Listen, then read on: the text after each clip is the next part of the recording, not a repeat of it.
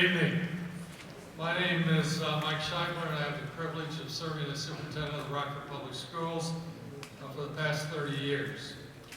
I want to welcome you to Rockford Public Schools' second annual College and Career Night. This event is possible due to the collaborative partnerships that we experience between the Rockford Public Schools and the area business community and higher education. Students tonight, along with your parents, you will have the opportunity to learn the importance of planning for your future. Even our middle school students who are here tonight, I want you to know it is not too early to begin thinking about your future after high school. There are many options, and even if you think you know what you want to do at this time, I highly encourage you to open up your mind and to explore all the opportunities you'll have tonight as you go through the individual presentations. We have over 90 presentations scheduled for you tonight, of which you'll be able to select 3 during the evening. We have military service here tonight, we have community college, we have apprenticeships, we have immediate entry into the workforce, we have 4-year college and universities, and we have a combination of the above. The important thing is that if this is your future, students, that you are planning for, and those years will go by very quickly. Tonight's event will help you to just do that, to begin planning.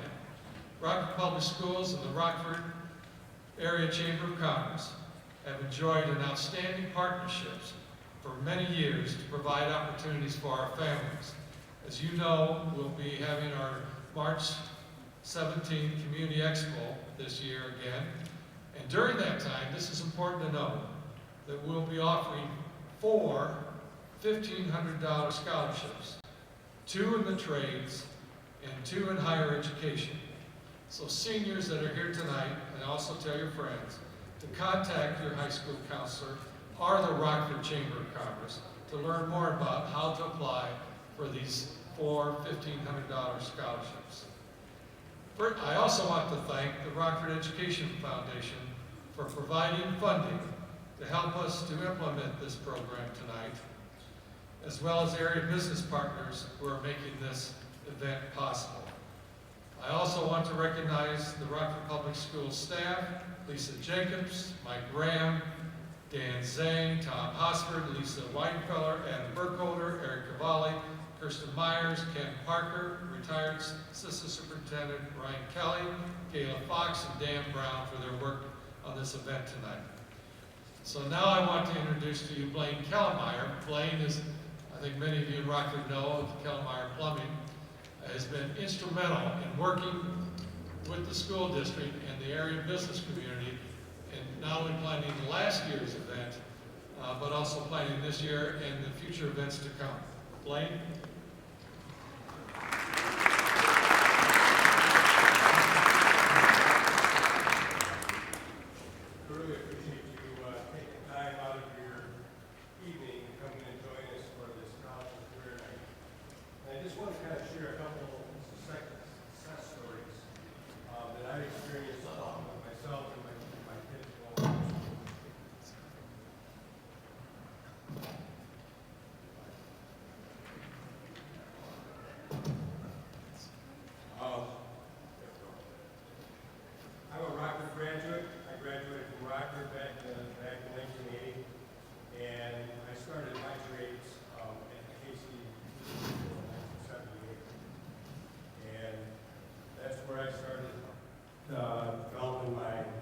Trades background and my trades drive to get into to develop where we are today.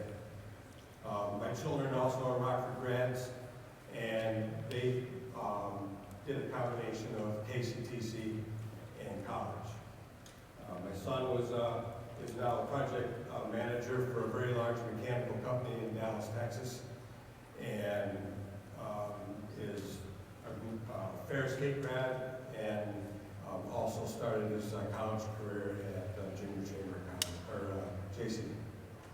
And my daughter is a registered nurse out in oncology, and she started her career at Grand Valley and finished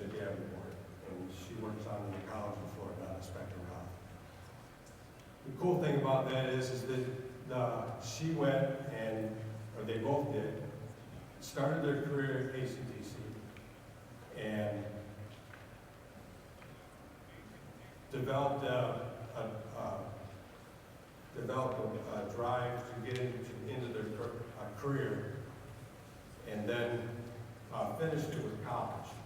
So you can do trades, you can have a trade, and you can do KCTC and jump right into trades, or you can do a combination of. And so we want to encourage you that there's many path directions that you can take, and we want to encourage you to look at your options. Our goal tonight is to just get a snapshot of some of the things that are available before you graduate from high school and then jump into college and not really have any kind of a direction where you want to go, end up with a whole bunch of debt, and not really have an idea where you're going to end up. The trades, most of us tradespeople, you know, we have apprenticeships available. We actually have 2 apprentices working for our company currently. And we'll actually, we've got both in apprenticeships. We pay them and we train them, and they get paid to do it. So they're gonna earn a journeyman and a master's license someday, and they're not gonna have the debt to do it. So that's something to think about as far as always having a trade. If you have a trade, you're always gonna have work, or you won't get caught up in corporate America, because if you're good and you master your trade, you'll always have work, you'll always have a job. So that's what we want to talk about tonight. We just want to kind of give you the options, what you have, and a snapshot of what's available for the students tonight. And I really appreciate you taking time to come out and just listen to what the Rockford Public Schools has done for us and setting this up. At this time, I'd like to introduce Lisa Jacobson.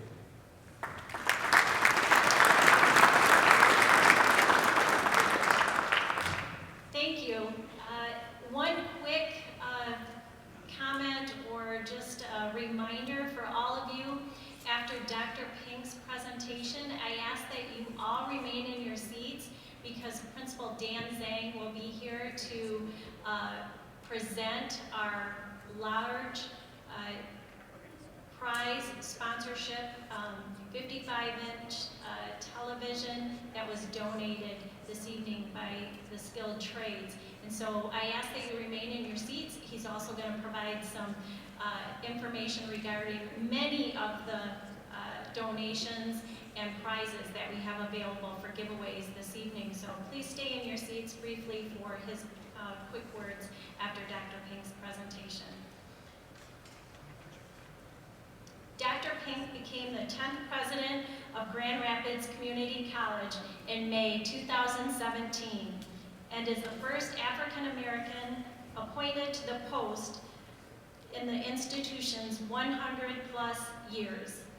With more than 25 years as an educator and leader at the national and local level, Dr. Pink is focused on building on GRCC's strong history of service to all students, guiding the college to be relevant and responsive to the community. Prior to coming to GRCC, Dr. Pink served as Vice President for Academic Affairs at Oklahoma State University. The Abilene, Texas native has taught and coached in Oklahoma, Nebraska, and Oregon.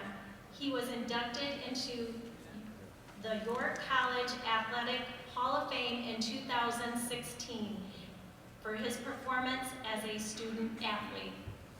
Dr. Pink is also involved in governance and policy development at regional and national levels.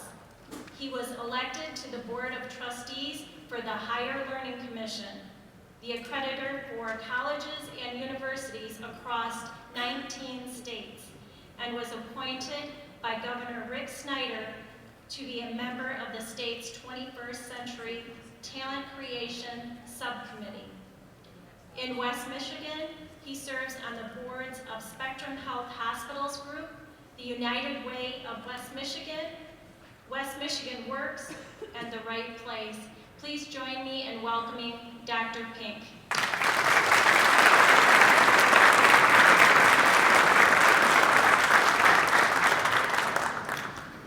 Good evening. Good evening. Oh my goodness. I know it's almost 7 o'clock and maybe you have dinner on your mind. I don't know if you had something in there or not, but you gotta spend some time with the tall, bald-headed guy for a little while, okay? I first of all want to say thank you for allowing me to spend some time with you tonight. I want to say a special thank you to Dr. Scheiber. Thank you so much for the partnership that we have. GRCC to Rockford Public Schools. I can commit to you, Dr. Scheiber, that as long as I am blessed to be president of GRCC, not only will we have the relationship, but we will always look to see how we increase and improve the relationship. And so I'm grateful to you for that. I'm also grateful to Rockford Public Schools because, among other things, you gave Grand Rapids Community College Kendra DeJong. Now, do you know who Kendra is? Volleyball. Yes! Kendra played volleyball for you.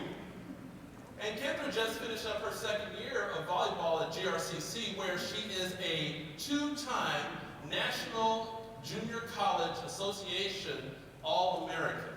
All right.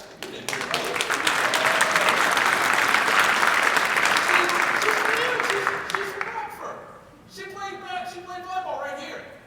And she played 2 years and is an All-American for GRCC. And I wish I could tell you where she was going to go to university, but she has a choice, and she's still deciding where I want to go. Because she has all these universities now who want her to be a student athlete for them. Because she is one of yours and she's one of ours. She is part of the GRCC family, but she's also a part of the Rockford family. And so I thank you for that. And I thank you for all the students that you sent to us. You heard in the introduction 2 words, and I'll try to keep this brief, but anytime you give a college president a microphone, good luck. You heard 2 words in the introduction, relevant and responsive. Anyone at GRCC will tell you, if you ask them, what 2 words does Bill Pink really push as far as who we are and who we need to be as a college? They'll tell you the 2 words that I always talk about. It's one of my sermons. Relevant and responsive. Are we as a college relevant and responsive? Are we relevant to our community, to our students, and to each other? And are we responsive to our community, to our students, and to each other? I want to talk to you about one of those words tonight, because I have some information for you, some of you guys who are in high school, middle school. I have some information for students tonight, but we'll also have some time to talk to parents for about 2.5 minutes. So at that point, students just kind of tone down a little bit. You can listen in a little bit, but I'm talking to your mom and dad and to your parents at that point, because I know that at some point after I'm done, I'm going to go and take a seat in about 17 of these seats, because I want to win a big screen TV. But anyway, here's what it's about in being relevant. That's the word I want to talk to you about tonight. My question to you, talking to the students right now, are you relevant? And are you paying attention to what it means to stay relevant? Now, what does that word mean? Well, let me explain to you this way. Relevant. I think I could probably tell you better who lost out on this thing called relevancy. All right. Now, Mom and Dad, you guys may remember this better than some of the students. When was the last time you saw a Blockbuster video store? 90 blue moon, yeah, because we don't say that number too much. Years ago. You haven't seen a Blockbuster in a while, though, have you? What happened to Blockbuster? Man, I remember going to Blockbuster at 11:59 and 30 seconds before midnight. Why? Because at midnight, that thing, I owe a fine if I don't get that movie back. So I remember going in the pair of sweats, driving down to the Blockbuster, putting that thing in the slot before midnight because I don't want to pay the fine. That was Blockbuster.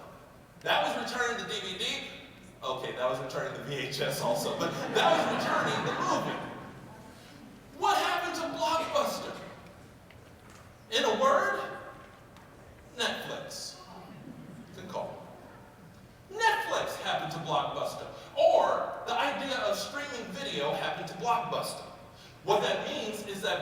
Blockbuster took their eye off of what it means to be relevant. This thing of streaming video, they decided, man, maybe it's just a fad. Maybe it'll just go away sometime. Now you see the result then. What happened? They stopped being relevant, and they are almost now fully extinct. I've heard in maybe Iowa or Alaska that there's still about 6 or 7. Okay, I'm not going to say that. Who goes to Iowa or Alaska? But anyway, I've heard there are a few of them still left, but they're almost all gone. You lost your relevancy. Mom and Dad, when was the last time you looked at a Rand McNally atlas? I heard they said, what? Yeah, students, have you ever heard of Rand McNally? You just did, right? I will share with you what Rand McNally is, because if you were like me, there was a day where I was traveling and I had this book about this big. Mom and Dad, don't act like you don't know what I'm talking about. It was about this big, and students, I'm serious, we had this. And so you look in this book, and in the part of it, this had every state in it, and it had every road and highway, mainly the highways and the interstates, in this book. So you open up to Michigan, and there's the state of Michigan. There's the mitten in this stretched out. And sometimes if the state was too big, you got to go to the next page. Mom, you remember this. You'd have to go to the next page. But you were able to look at and map where you're going to go. I remember stopping on the highway because I needed to look at the atlas again because I don't remember this road. And where am I supposed to turn? Where's Rand McNally today as far as that atlas is concerned? That's just no longer relevant, is it? You know why? I got my Rand McNally now. I got my atlas. I've got my maps right here. And so the idea of staying relevant is very important. If you are a business or a company, you know exactly what I'm talking about. And if you are a store that now is seeing themselves looking at bankruptcy, you definitely know what I'm talking about. And unfortunately, we have a lot of those stores. And what they tell me is that in 2019, we will have even more. What happened? It's not being relevant. My word to you, students, tonight, is that how do you as an individual stay relevant? How do you keep yourself relevant, where you will not only make sure that you are taking care of what career looks like, but that you are making sure that you understand the pathway to that career, the pathway to a meaningful and to a high living wage career. How do you make sure that happens? Well, the idea is that if you're not keeping yourself relevant, then you too will find yourself in the same place that the companies I just mentioned. I'm a believer that you and I have to be focused on how we change our world. Students, you got to hear me on that. How are you going to impact your world? I don't look at you from a standpoint of what job are you going to have, that's one way to look at it. No. As a college president, I look at you and I want to ask you the question, how are you going to change your world? How are you going to impact your world? And sometimes your world might be this office that you work in, or this company that you work for, or this institution that you work for, or maybe it's the state that you represent, or maybe it's just a country as well.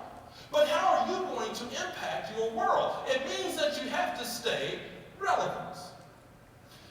Statistics tell us, and you can see the data.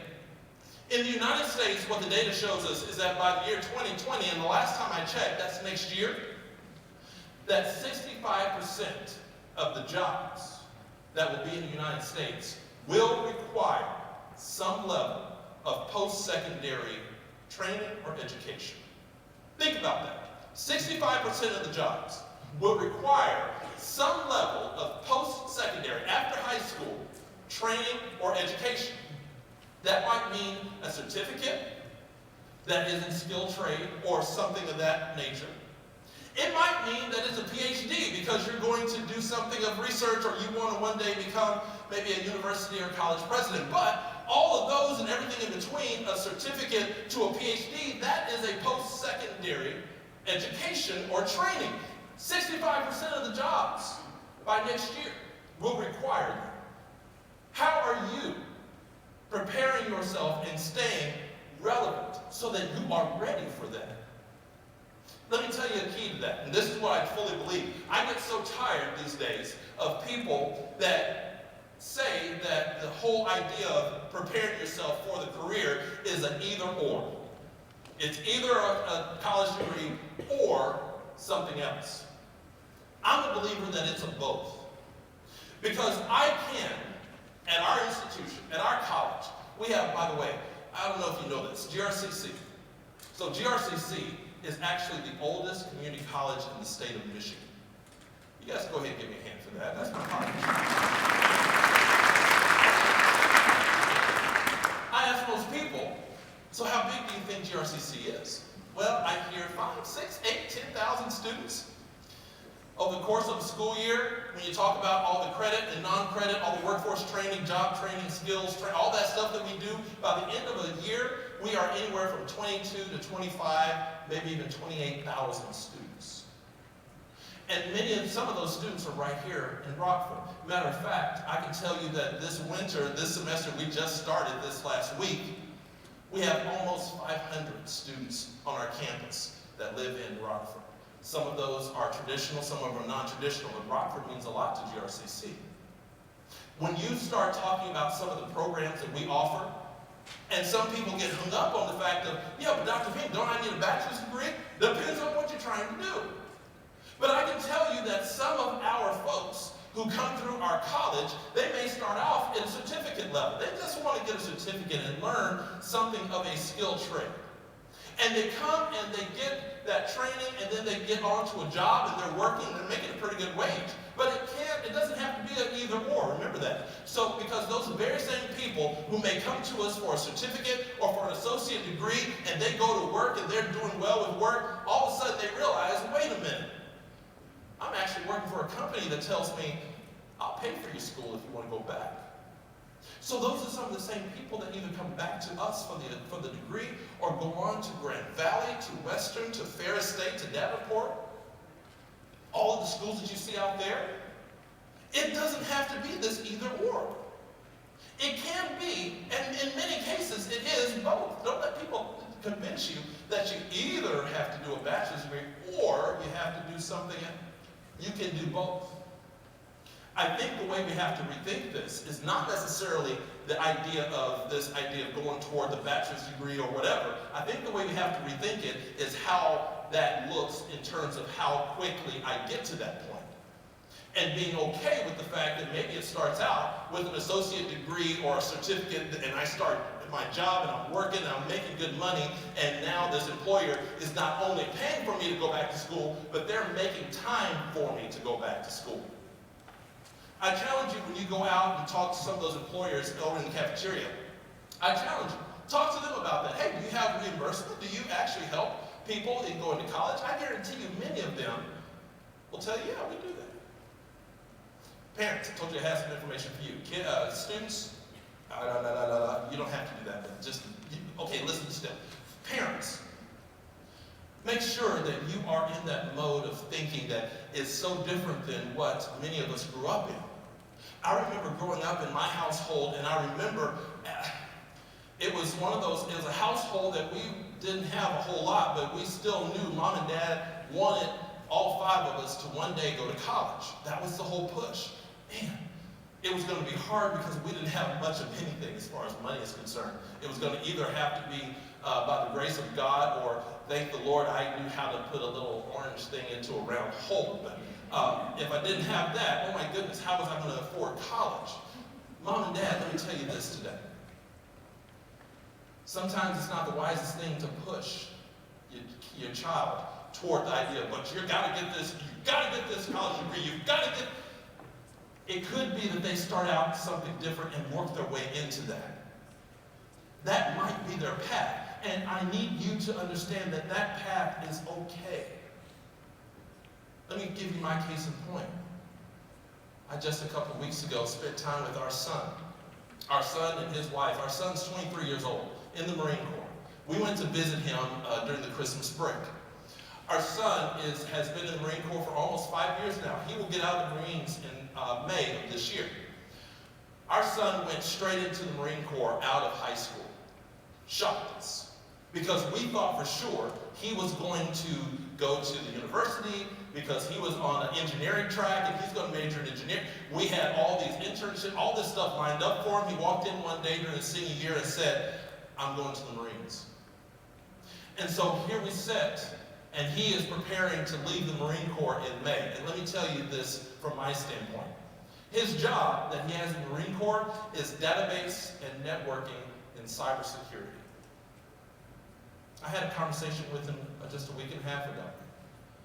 And as the college president, right, who is a college president who should be pushing all of his kids to this degree and all these things, let me tell you what I told him. Lance, you understand that you're in IT. And you understand that right now in the world of IT and many jobs, they're not necessarily looking for a degree, they're looking for how many certificates that you have. Certificates that are in networking, that are in cybersecurity, that are in Cisco, that are in database and all these things. I said, you realize that? He said, no, I already got that one, I know. He knows that when he gets out in May, that he can pretty much go to a company and get paid really well right out the door. And then, as I told you, and then work on his college degree. So it can be both. So I, as the dad who's the community college president, I look at it and I say, go. It may not include my college. It may not include that he's going to be there for a while, but he has that picture of knowing that here's what his pathway is. His pathway to change the world is not that immediate college degree, and that's okay. You have to decide. Talking to the students now. You got to decide what your pathway is to change the world. And I'm serious about that. Because that world I mean is the world that is around you. It doesn't necessarily mean this whole earth that you and I live on. When you change the world, that is talking about what you have right here in your world. I can tell you about Amber, who's a GRCC graduate. Amber, she graduated from high school, moved to Grand Rapids. She went 5 years without going to school. Wasn't sure what she wanted to do. She said, I think one of my pathways will be to the community college to figure this out. So she came to GRCC. She discovered our professor at GRCC, Professor Haney, who teaches French. She discovered Professor Haney. You know what she did? She started taking some classes under Professor Haney. Amber graduated with an associate's degree and had an emphasis in French because of all the classes she took in French. She ended up going to Grand Valley, graduated with a bachelor's degree in French studies. She then applied and was accepted to UCLA. She is in Los Angeles now at UCLA, getting all her school paid for in a residency while she researches for her master's and her doctorate. And not only does she have her school paid for, they're paying her to live as well. She told me, Dr. Pink, it's weird because I've never gone to school and not worked at the same time.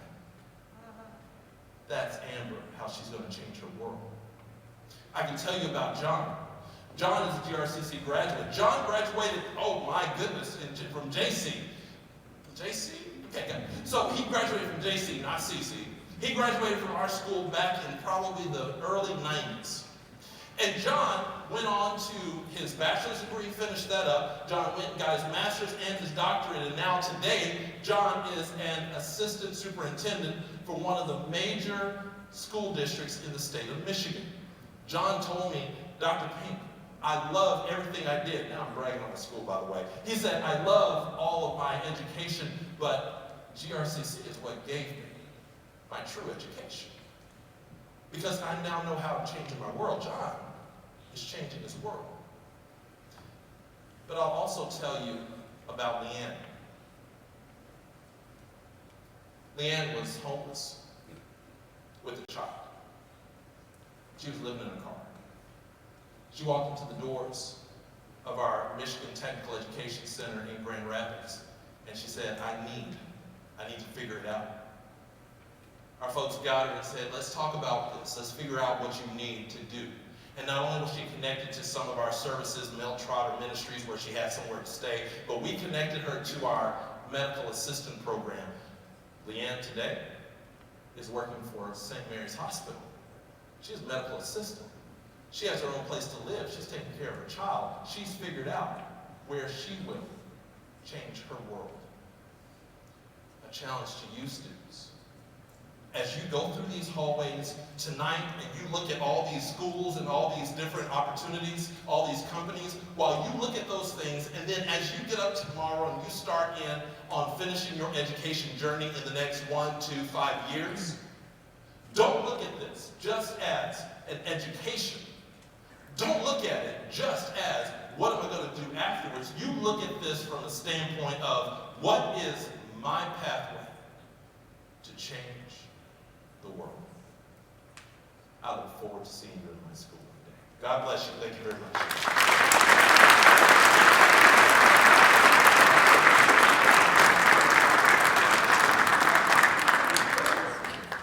Good evening, ladies and gentlemen, students. First of all, I'd like to thank Mr. Blaine Tellmeyer. Blaine, just thank you for your words.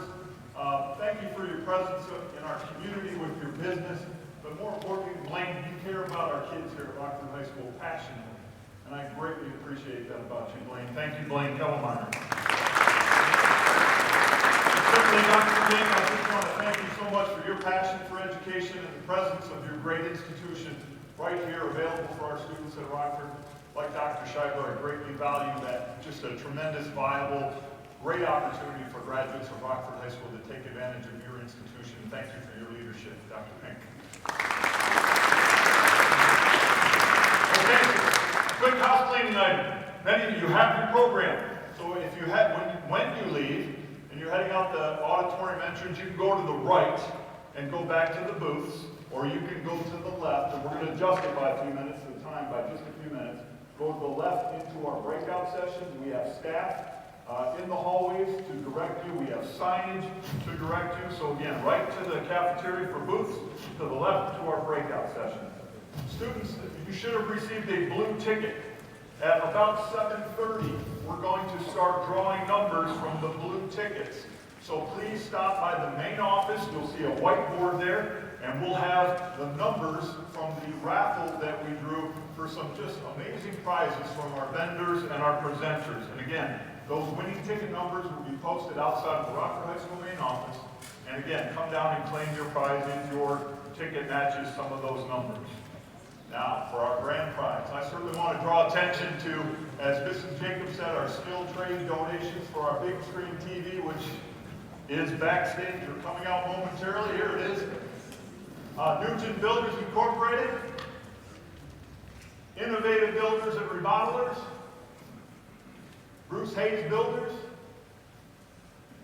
Rob Maid LLC, Mark of Z Heating and Cooling, Rescom Electric and Integration, Calamar Plumbing Incorporated, and also Innovative Sound Solutions. Again, how about a hand for our skilled trades donations for the fine prize? I gave you the information what we're going to do. So the last thing we're going to do is the winner is sitting here right now. If I could please have the house lights dimmed. Our winner, just done randomly from a random generator just a few minutes ago, our winner of this TV is sitting in row D. Row D, seat number 8. There is our winner right there. Young lady, will you please see me? Will you please see me after we exit? Okay? Ladies and gentlemen, thank you for your attendance again. Breakout